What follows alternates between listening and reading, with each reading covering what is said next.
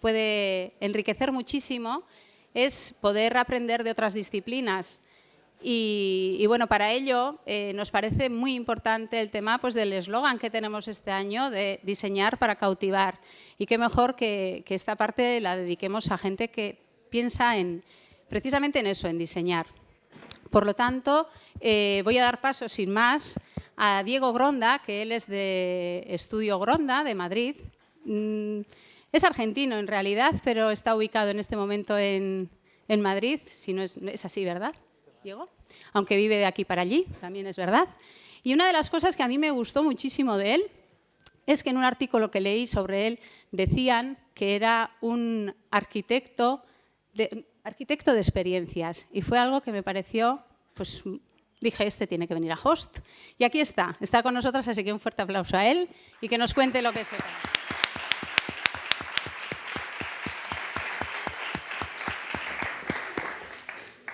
Hola, buenas tardes. Sí, efectivamente soy Diego Gronda y soy director creativo de pura casualidad de un despacho que se llama Estudio Gronda. Quiero hablarles de la experiencia de un punto de vista radicalmente distinto e idéntico al que hemos escuchado esta mañana. Y cómo algo que uno lleva adentro, que no lo sabe por qué lo lleva adentro, de repente, tal vez en mi caso tardó muchos años en salir, pero con el tiempo uno se da cuenta que salió por algo. Yo efectivamente nací en Buenos Aires, estudié arquitectura en Buenos Aires, me iba bastante bien, viajé a Nueva York, me di cuenta que todo lo que había hecho realmente no era gran cosa, me mudé a Nueva York, estudié arquitectura de vuelta, pero curiosamente ya estudié arquitectura con un matiz de sociología, matiz de filosofía, o sea, estaba buscando algo más que simplemente la arquitectura. En los 90s, la arquitectura tuvo, entre comillas, su apogeo de los superarquitectos que hicieron grandes obras maravillosas como el Guggenheim y dañaron muchísimas ciudades también porque el efecto copycat de creer que con un Guggenheim se salva una ciudad, en fin, hubo varios países que pagaron un precio muy, muy alto. Cuando terminé arquitectura por segunda vez en Nueva York, decidí meterme unirme a un despacho de interiorismo. Era una cosa que desconocía y a mí generalmente lo desconocido me intriga muchísimo. En arquitectura el interiorismo se lo ve como una cosa de no tanto prestigio, lo cual es un absurdo porque si vemos el interior de un restaurante o sobre todo un interior de un hotel, realmente el cliente paga por el interior, no paga por el exterior. Por sacarse un selfie con el Guggenheim no gana un duro, gana simplemente si la gente entra. Y en el caso de los hoteles es un poco lo mismo. Y la experiencia de interiorismo con esta empresa, empecé con una empresa que se llama Tony Chi, es un gran mentor mío, un interiorista chino, afianzado en Nueva York desde muy pequeño. Me abrió el mundo. Empecé a trabajar más que todo en Asia, en Medio Oriente y en Europa. Y me dedicaba a hacer hoteles de lujo y restaurantes de lujo. Es donde la época de mi vida donde más restaurantes hice. Con el tiempo, a medida que iba viajando, Tony Chi tenía un estilo, y sigue teniéndolo, muy particular, muy él. Muy refinado, muy sofisticado. Pero yo veía que necesitaba como empezar a hacer cosas de una manera distinta. Que el hecho de tener un estilo, de alguna manera, limitaba mi proceso intelectual. Y me uno a David Rockwell en el año 2000, en Nueva York, y comienzo a diseñar todos proyectos distintos. Un poco lo que les voy a enseñar hoy es no los mejores proyectos que he hecho, sino un popurrí de proyectos de distintas experiencias que he creado alrededor del mundo junto con la gente de Rockwell. Primero desde Nueva York y después cuando decidimos ampliar la marca de Rockwell, cuando decido yo sí personalmente mudarme a Madrid, abrir Rockwell en España. Posteriormente se abrió una oficina en Dubái y después de haber abierto Dubái, tal vez en la época equivocada, en plena crisis, absorber la estructura de Dubái en Madrid y desde Madrid abrir Shanghai en el año 2010. Todo eso me ha llevado tal vez a una búsqueda que creo que de joven no lo veía, que era entender la experiencia, pero la experiencia desde puntos de vista radicalmente distintos. asiáticos, árabes, europeos, de qué país, de qué religión, de qué estrato. O sea, cada uno tenía una visión radicalmente distinta de lo que era la experiencia de usuario. Y claro, cuanto más distinto, más aprende uno. Cuanto más parecido a lo de uno, más se estanca. Y a mí eso realmente me empezó a fascinar muchísimo. Y ahí es donde creo que aprendí a crecer. Voy a hablarles de la experiencia desde un punto de vista estratégico. Y estratégico suena una palabra un tanto sofisticada, pero es que la experiencia por la experiencia en sí puede ser un rotundo fracaso. ¿A qué voy? Para mí personalmente la experiencia tiene dos partes. Uno, lo que todos entendemos como la experiencia. Alguien esta mañana lo definió como el todo, o sea, de pensar en absolutamente todo. Pero cuando uno comienza a diseñar marcas, o sea, algo que va más allá de un hotel o un restaurante en particular, tiene que pensar si hay una demanda, si hay gente que quiere esa experiencia. Porque hay experiencias muy buenas que han fracasado rotundamente, no porque la experiencia sea mala, es porque no había gente para esa experiencia. Y eso es duro. O sea, he estado con gente con visiones ambiciosas, espectaculares, millones de dólares gastados en restaurantes, o en un restaurante particularmente, y el restaurante cerrar a los 2 años, irse a la bancarrota. O sea, la idea era buena, la experiencia era fantástica, todo el mundo escribió, ganó premios, no funcionó. Entonces, también creo que es importante la experiencia y su contexto. ¿Qué creo que podemos aportar nosotros como diseñadores? Y utilizo siempre la palabra diseñador y no arquitecto. Creo que la palabra arquitecto, cuando uno diseña experiencia, lo limita mucho. Porque la experiencia, en nuestro caso, cuando sobre todo diseñamos ahora cadenas de hoteles, estamos hablando de arquitectura, paisajismo, interiorismo, diseño gráfico, diseño industrial. Buscar gente que por ahí no tenemos el know-how, buscar gente que tenga ese know-how para entrar y trabajar todos como un equipo. Y creo que eso es realmente muy importante a la hora de definir. Creo que hay que aprender a no tener la arrogancia de querer definir una experiencia desde una sola persona o desde un solo equipo creativo. Una cosa que aprendí en mis años de Rockwell era el trabajar en equipo, que es una cosa obviamente muy americana, que hay mucha gente que lo dice pero no lo hace, y que creo que es muy valioso. Creo que en el caso de la cocina, eso está mucho más metido dentro de la cultura, quiero creer, por ahí la tengo yo idealizada, pero siempre he visto los restaurantes trabajando como un equipo y las presentaciones de hoy a la mañana siempre involucraron al equipo, y eso me parece muy importante. Para terminar mi experiencia personal, hace un año, después de 11 años de haber creado esta oficina en Madrid y en Shanghai, decidí irme. Decidí irme de la propia empresa que había creado yo, que fue un golpe un poco extraño. Para mí fue dejar un hijo que había procreado durante 15 años y lo dejaba. Y la razón detrás de eso no era ningún tipo de adversidad, sino que realmente quería seguir explorando la experiencia más en su profundidad. Y me veía que con la escala de empresa en la que trabajábamos, éramos entre Nueva York, Shanghai y Madrid, más de 200 arquitectos y diseñadores, y era una escala un poco que me superaba. Hace un año monté Estudio Gronda, es un despacho mucho más pequeño. Trabajamos muy poquito en España, seguimos trabajando mucho en Tailandia, en India, en Estados Unidos, en Inglaterra. Y buscamos proyectos únicos. Aquí quiero hacer un paréntesis antes de entrar en el tema de la experiencia propiamente dicho, porque hay tantas definiciones de lo que es una experiencia. Y a mí hay una experiencia que realmente me encanta, sobre todo que el año que viene va a cumplir 10 años, y realmente asombra que esto solamente tenga 10 años. O sea, ya está tan metido dentro de nuestra vida que la visión de Jobs para el iPhone es una cosa que ha revolucionado nuestra vida, pero que enseguida nos hemos olvidado de la revolución que era. ¿Y por qué me gusta hablar de la experiencia con el caso del iPhone? Porque Apple no tenía ni idea de teléfonos. Porque los dueños de la telefonía eran Nokia y Motorola. Porque venían con una cosa que ni siquiera ellos habían inventado. Pero ¿qué fue la visión de Jobs? La visión de Jobs fue: el teléfono va a ir más allá. va a ser un elemento social, va a tener que tener una cámara muy buena, va a tener 2 cámaras porque la gente va... La cultura del self, la cultura del yo, de sacarme el selfie, o sea, hay canciones de selfie, hay cultura de selfies, o sea, Instagram es toda una cultura de compartir instantánea y rápidamente, en muchos casos, en una gran mayoría, fotos de uno mismo en tal o tal lugar. Entonces, claro, el iPhone de repente no es un teléfono y destroza una marca como Nokia, que era la número 1 imbatible. ¿Por qué? Porque hubo una visión de una experiencia, pero también hubo un estudio de a dónde iba el mercado, a dónde se estaba dirigiendo, cómo iba a variar los usos de un teléfono en base a toda esta generación tecnológica.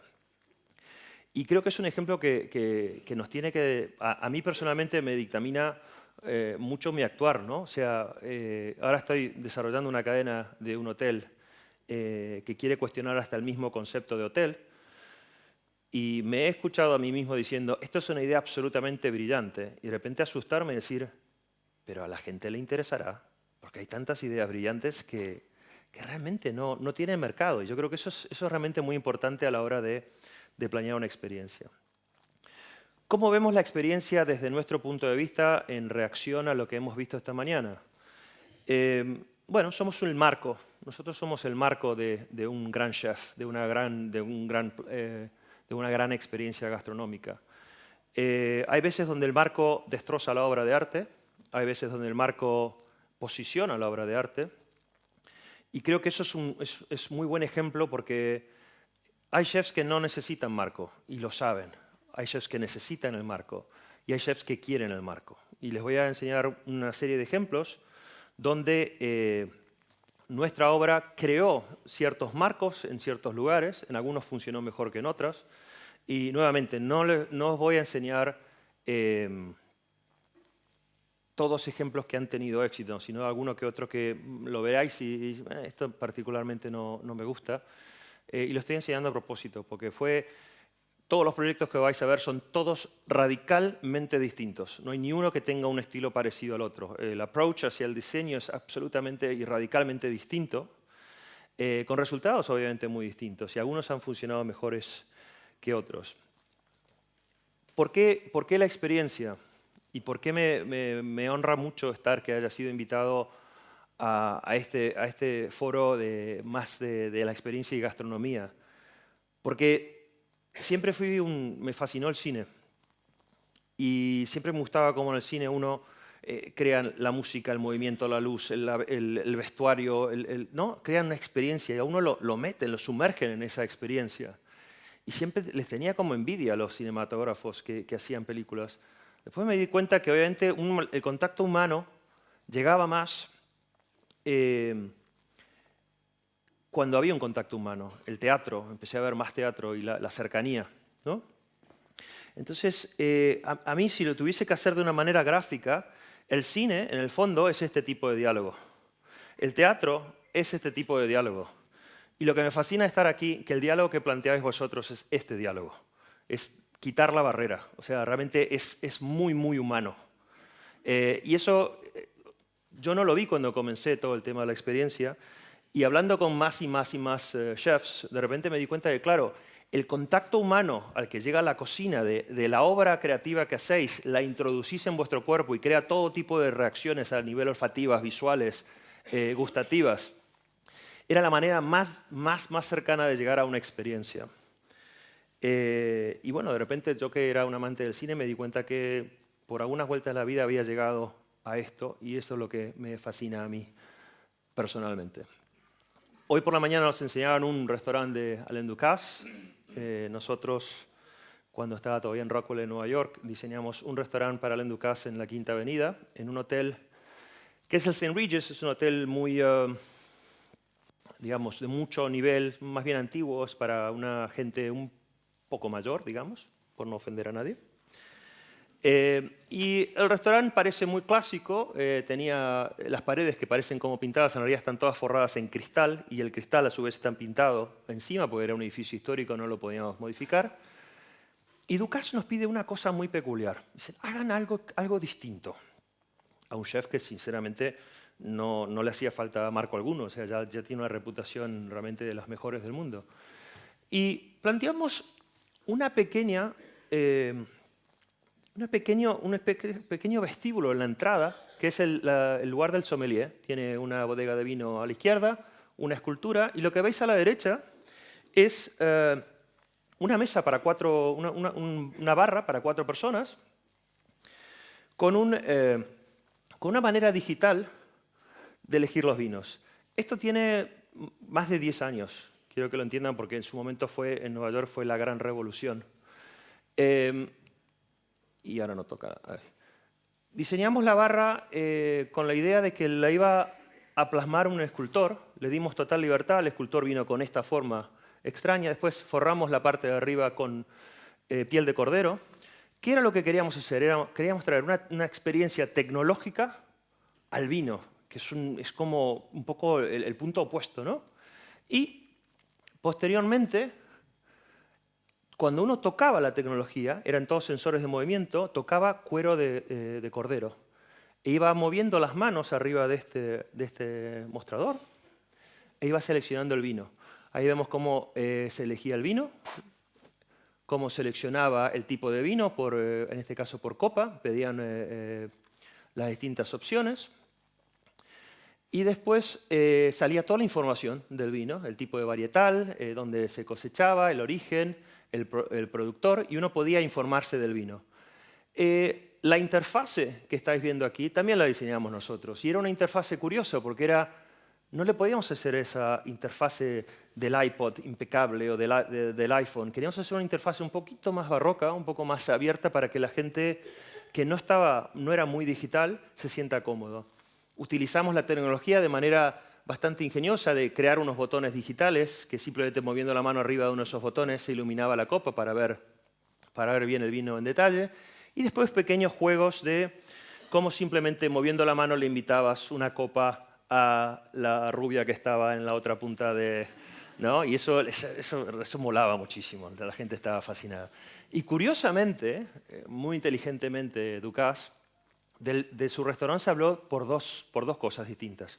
Obviamente por su cocina, lo más importante, y por esto que no cuestionaba su cocina. No la cuestionaba en lo absoluto. Era como una especie de divertimento y que estaba relacionado para un target de gente que no era específicamente la que llevaba la tecnología realmente adentro. Otro ejemplo es Nobu. Este es un restaurante que no diseñé yo. Tiene 25 años. Este es el restaurante de Nobu Matsuhisa. El primero que abre cuando conoce a Robert De Niro en Los Ángeles y abre su primer restaurante en Nueva York. Les voy a mostrar distintos ejemplos para que vean cómo una experiencia también puede transformarse a través del tiempo, que creo es muy, muy importante. El factor de tiempo en todo lo que estamos diseñando en el siglo XXI es fundamental. Primer restaurante, celebración a la comida de la campiña japonesa. Segundo restaurante, cuando Nobu ya tiene un poder muy fuerte y decide ir a conquistar el mundo, dice: mi cocina ya no está balanceada entre el campo y el mar, sino que es más mar. Entonces decidió ir a un restaurante marino. Entonces era estar debajo del agua sin mostrar ni una sola gota de agua. La inspiración vino del tapiz, el grabado de la ola. Hay unas grandes olas en los techos y hay una cantidad de conchas marinas que hacen los artefactos de luz. Los barriles de sake estaban inspirados de viajes que hacía yo a Japón y en festivales de kabuki, de teatro antiguo japonés, ponen los barriles de sake antes de a la entrada del festival para poder elegir el sake que uno quiere. Después de 5 horas de teatro, créanme que el sake es verdaderamente necesario. Y es una manera de dar la bienvenida, con lo cual así es como creamos esta parte. Ahora con la luz no se ve mucho, pero todo el techo es una especie de malla de pesca congelada que la construimos digitalmente y después fue traída desde Filipinas. Los asientos son grandes elementos así. Son restaurantes muy poderosos. El sushi bar está hecho por piezas de terrazo, donde cogimos trozos de bambú, los cortamos y los insertamos tanto en el cristal como en el terrazo para crear un concepto de burbujas, de vuelta sin mostrar ni una sola gota de agua. Curiosamente, Nobu llegó a tal éxito ahora a nivel mundial que decidió que no iba a abrir más restaurantes, que solamente para abrir un restaurante tenía que un cliente abrir un hotel. Entonces el primer hotel Lo diseñamos en Arabia Saudita, está por abrirse, está como 2 años y medio retrasado el proyecto, es una pena. Y es una celebración al desierto, es como empezamos a ver la cocina de Nobu desde el punto de vista del desierto. Voy a ir más rápido para no quitarle tiempo a mis colegas. De vuelta, Nobu, un chef, misma visión, cómo va cambiando en el tiempo y cómo va cambiando en el contexto. Gordon Ramsay, habíamos diseñado su restaurante Maze en Londres, que era toda una interpretación de un conservatorio inglés clásico, y aquí quería hacer algo un poco más Magritte, más místico. Quería hacer un gran árbol, le dijimos, pero es que tener un árbol en un restaurante ya está tan visto, y hicimos este árbol, lo construimos en Barcelona con frutas que eran manzanas, bueno, eran obviamente esferas de cristal colgando, y tenía esta cosa un poco más surreal e interesante. Aquí lo veis un poco más en detalle. Y tal vez uno de los ejemplos más curiosos, también muy pequeño, experiencias muy pequeñitas de restaurantes. Este es el Taj Mahal Palace, es un hotel, es como la gran insignia de India, y este hotel, no sé si lo recuerdan, en el 98 fue atacado, murieron como 300 personas, en el hotel mismo murieron 92, y el ataque terrorista era derrumbar este símbolo del capitalismo. Estábamos nosotros trabajando justamente en el hotel cuando los ataques ocurren, y los terroristas fueron detenidos en un bar, que era el bar, la licencia de alcohol número 1 de India, y liquidados con 7 granadas. Y ahí el primer bar de India fue totalmente destruido. Curiosamente, arriba de ese bar había un restaurante japonés del Iron Chef Morimoto, con lo cual todo se vino abajo y hubo que reconstruirlo. Claro, era muy difícil llegar a este hotel con el que habíamos trabajado durante un año. La mitad de la gente con la que yo estaba trabajando ya estaba muerta. Estábamos rehaciendo un espacio donde habían muerto los malos. Y era encima un lugar muy festivo, era un lugar donde toda la gente de Hollywood venía y reservaba este privado, que era en una de las torretas estas redondas. Entonces empezamos a pensar cómo traíamos la memoria del espacio, cómo traíamos alegría, cómo traíamos muchos conceptos nacionales para levantar un poco la moral del hotel. Bollywood era un elemento importantísimo. Si uno se ponía en Google Images, la mitad de las imágenes eran de estrellas de Bollywood celebrando en este privé. El chef Morimoto, que ya tenía su restaurante ahí. Y yo soy un gran fanático de Anish Kapoor. Anish Kapoor es de Mumbai. Es una cosa curiosa porque no conozco ninguna obra de él en Mumbai, probablemente colecciones pequeñas. Y por último era un restaurante japonés. Como sabéis muchos de vosotros, en distintas culturas o distintos sectores de Japón o distintos chefs, la sopa miso es una manera de dar la bienvenida y en algunos casos de terminar la cena, ese gesto de abrir. Y dijimos, ¿cómo podemos hacer algo que combine la relación japonesa, el ritual de bienvenida, de despedida, el elemento de Bollywood? Era un restaurante que, como verán, se entraba por una barra de un restaurante antiguo, después se entraba por una escalera y se llegaba a la parte de arriba, que era la japonesa. Hubo un estudio muy complejo de una escalera, que era como una especie de elemento de origami que se iba abriendo. Y por último, llegábamos al restaurante, donde esta pequeña salita, los huéspedes llegaban y había una esfera. Anish Kapoor comienza todas sus obras desde una forma pura. Muchas veces de bronce, después empezó a trabajar con el cromo, ahora está trabajando con el negro. Entonces, claro, es muy interesante llegar a un restaurante, a un privé, y que no haya mesa, que haya una esfera.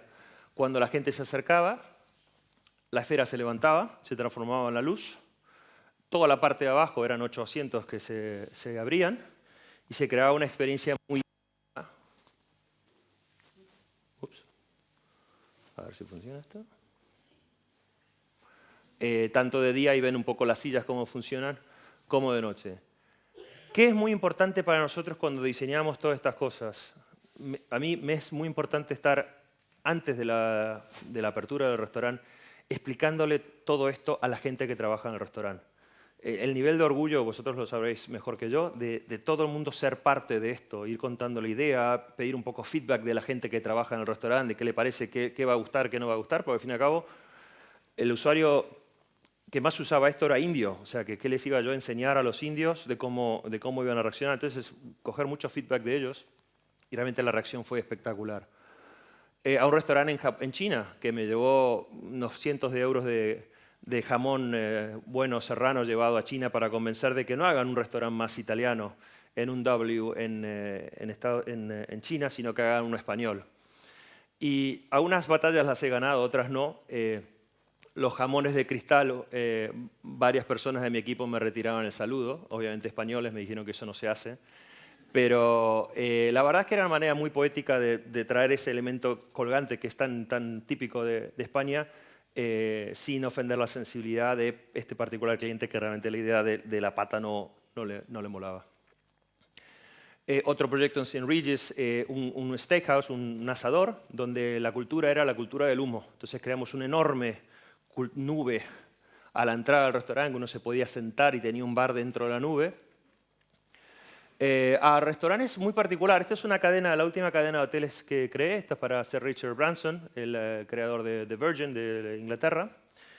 Y quiso hacer una cadena de hoteles que realmente ha tenido mucho éxito. De hecho, creo que puse el slide porque la semana pasada fue seleccionado el mejor hotel de Estados Unidos por Condé Nast y el sexto del mundo. Que realmente me encantaría decir que es mérito mío, pero yo simplemente agregué la parte del diseño. Este hotel, que es un hotel muy grande en Chicago, no muy lejos del restaurante que vimos hoy por la mañana, espectacular. La parte de abajo decidieron hacer un diner, que sería como una cafetería, no sé cómo es la traducción de un diner, lo conocéis, ¿no? Los típicos diners con hamburguesas y hot dogs. Y un café en toda la parte de abajo. Y arriba sí tener una especie de living room, que es este es el bar, era un edificio histórico, con lo cual lo único que podíamos hacer era una gran experiencia de bar de comunidad en el centro y no tocar ni el techo ni las paredes. Ahí lo veis un poco más en detalle. Y después interponerlo con un café que se transformaba en una barra de bar de grifo a la noche, o sea, de transformarse, y un diner también al lado. ¿Cuál es la experiencia gastronómica de esto? Pues no era una, era mostrar la variedad.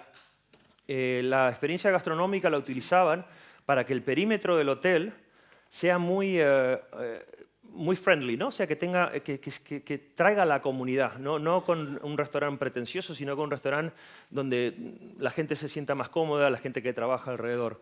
Y es una táctica que les ha funcionado realmente muy bien. Como verán, el diner hicimos un esfuerzo para no diseñarlo demasiado, porque si un diner si se lo diseña demasiado deja de ser un diner. A ver si esto decide. Ahí está. Y por último, para tocar nervios sensibles, el restaurante de José Andrés en Las Vegas. Muchos de vosotros creo que conoceréis a José Andrés. Creo que ha sido un embajador de la cocina española maravillosa en Estados Unidos. Cómo se movió, cómo se relacionó mucho con los Obama, cómo fue el que realmente logró traer el jamón serrano a Estados Unidos. Y nos piden un restaurante, primero su think tank en Washington, donde empezamos a desarrollar ideas, y posteriormente su restaurante en Las Vegas. Advertencia, es Las Vegas, ¿ok? O sea que no quiero ofender a nadie, pero es muy colorido, muy fuerte. Y se utilizaron todos elementos españoles, todas las lámparas, los materiales, las baldosas, los sillones, las telas. Él quiso que todo venga de España. Esta es la entrada. Tiene algunas curiosidades. A mí, como guiri, cuando llegué a España, de las cosas que más me costó era ir a una barra y que estén todas las servilletas y los trozos de langostinos y los huesos en la mesa. En el suelo, era una cosa que no lo tiraban en el cenicero y me miraban con cara de asco, como no seas guiri, no lo tiran, échalo en el suelo. Entonces, claro, ¿cómo uno puede reinterpretar una cultura como la española, el sonido, el bullicio de esos lugares de tapas, en un lugar como en Las Vegas o como Estados Unidos? Y obviamente temas de higiene no iban a permitir nada de eso, con lo cual alrededor de todas las mesas van a ver que hay de bronce, langostinos, servilletas, trocitos de aceitunas, rociados como alrededor de los muebles. Un poco para que la gente diga, pero ¿esto por qué está aquí? Y a un camarero enseguida diga, bueno, porque la experiencia en España, o sea, nuestro diseño que sea como una plataforma también para darle contenido a los que trabajan en el restaurante. Eso es muy importante.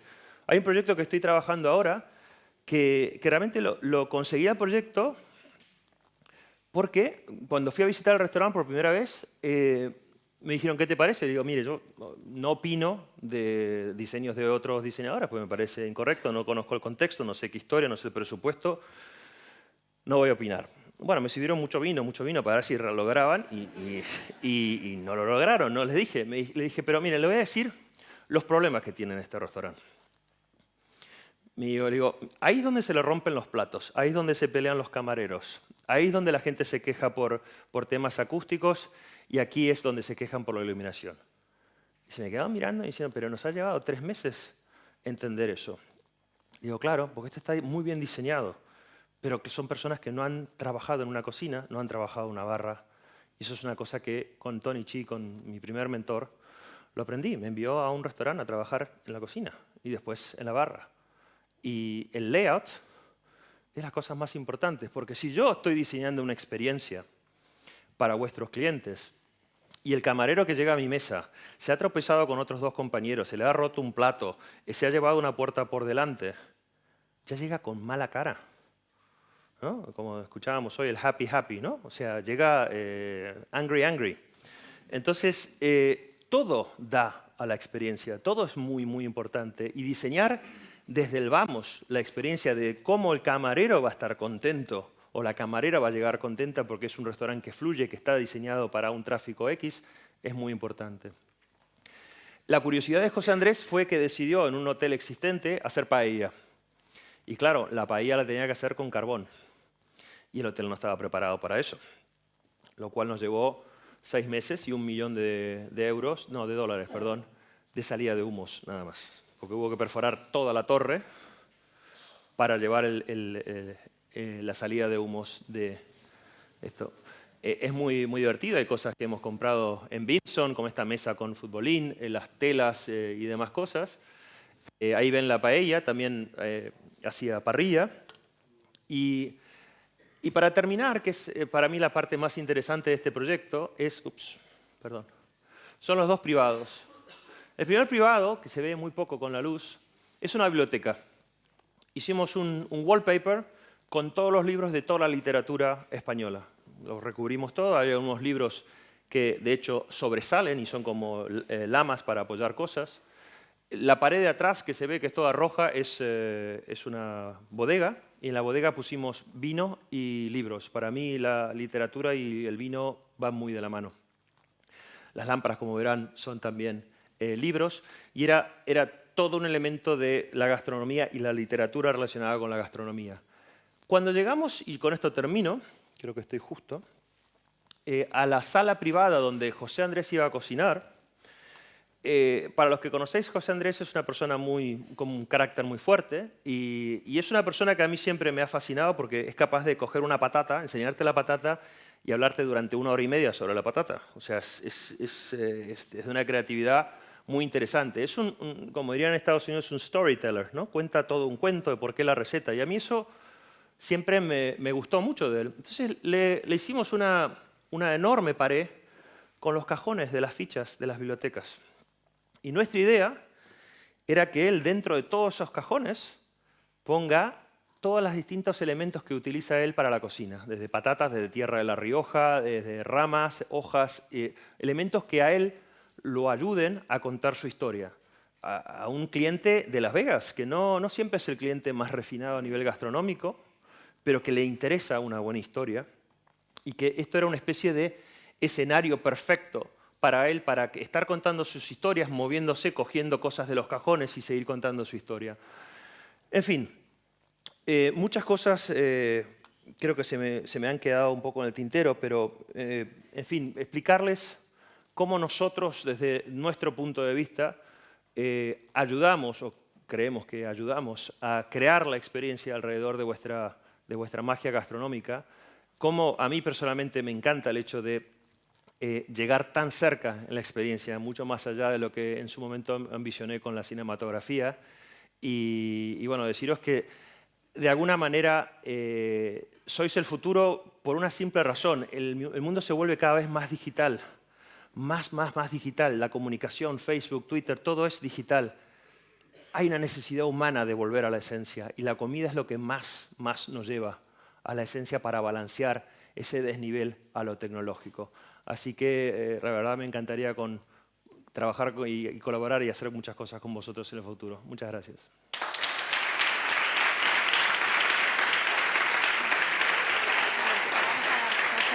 ¿Alguna preguntita? Bueno, muchas gracias, Diego. Algunos, seguramente todos querréis hacer preguntas, pero damos paso a 2 preguntas. No sé si alguien está interesado. 33 minutos. Hola, buenas tardes. Una pregunta.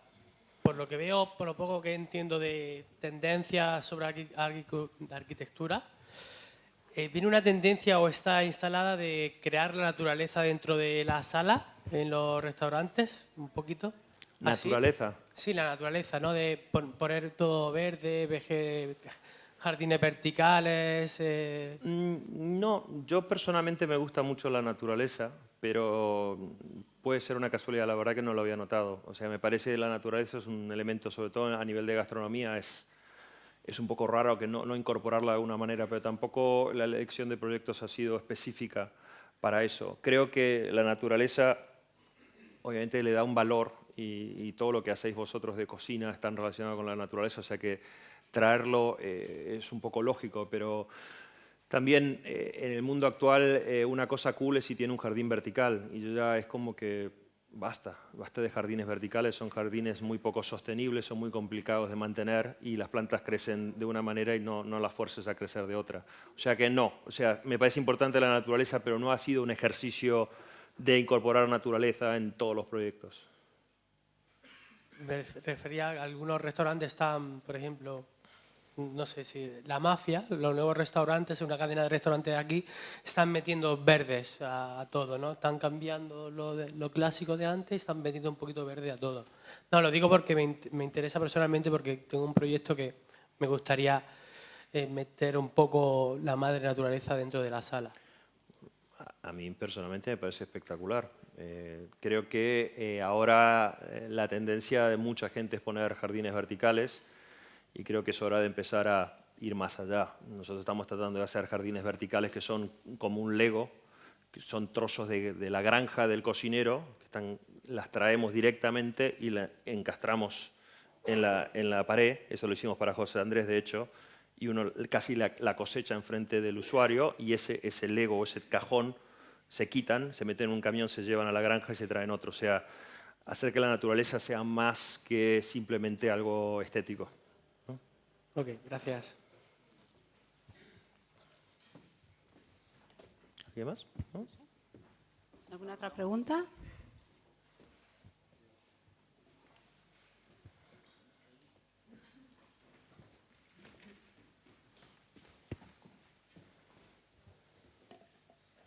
Hola.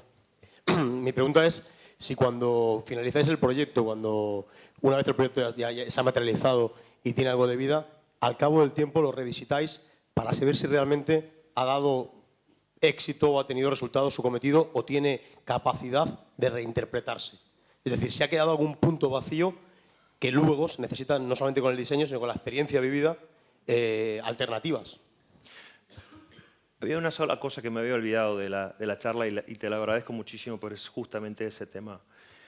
Hay restaurantes y hoteles que hemos construido de millonadas que han cerrado a los 2 años, restaurantes que hemos gastado 2 duros y están 18 años sin cambios. Es un poco difícil evaluar cada cuánto. Realmente para mí abrir un restaurante es casi una amistad. O sea, sigo yendo y mientras me sigan recibiendo en el restaurante con una sonrisa significa que habremos hecho algo bueno.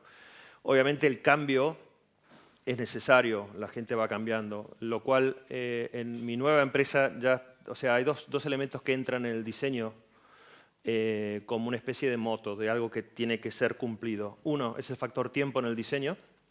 Presentamos perspectivas del espacio principal o de la cocina y presentamos una segunda perspectiva del mismo espacio de cómo vemos modificándola a través del tiempo. Y número 2, nunca terminamos el diseño, dejamos el diseño incompleto. Dejamos que el dueño, el chef, lo termine o que venga, o sea, no ser tan arrogante de querer terminar hasta la flor en el florero, sino dar oportunidad de otros colaboradores, que de hecho trabajamos con muchos de ellos y nos encanta, darle la posibilidad del cambio. Yo creo que el diseño ese que es más arquitectónico que el de experiencias de esta es mi obra terminada, viene el fotógrafo, le saco la foto y ya está, se acabó, ya está publicada en el libro, no vuelvo más. A la hora de la gastronomía, de la hostelería en general, el millennial es una persona poco fiel, necesita el cambio, se aburre enseguida, o sea, por más que lo que haya hecho uno es muy bueno, vendrá otro que hará una cosa distinta, probablemente no mejor, y se van a ir. Con lo cual, mis años en Nueva York me enseñó mucho, porque hacíamos mucho teatro, hicimos de hecho el escenario de los Oscars en 2 ocasiones, y fue de las experiencias en Rockwell que más me impregnaron a mí del elemento del cambio, que el diseño tiene que estar incompleto y que el diseño ya tiene que tener un factor de tiempo para ir cambiando, y que esos cambios que uno planea, probablemente en 3 años el mismo cambio va a cambiar, pero creo que es buenísima pregunta y sí, en efecto pensamos en eso. No sé si cabe pero la reflexión, pero incluso a veces el cambio no solo es el tiempo, sino que se impregna de cierta solera que le da a la gente, ¿no? Y ahí quizá también tenerlo en cuenta, ese factor, ese valor, es interesantísimo, porque ese espacio inconcluyente que generas y que, bueno, que está para ser vivido, el paso del tiempo y el roce de la gente lo va a acabar de perfilar y transformar. Sí. Yo creo que durante muchos años se vio la arquitectura como casi la construcción de un esqueleto, ¿no? Como que se termina, o un monumento. Creo que en el siglo XXI o diseñamos organismos vivos o son proyectos maravillosos que salen en revistas muy glamorosas, pero que a larga no cierran los números o no cierra el negocio en sí. ¿Vale? Muchas gracias. Pues muchísimas gracias.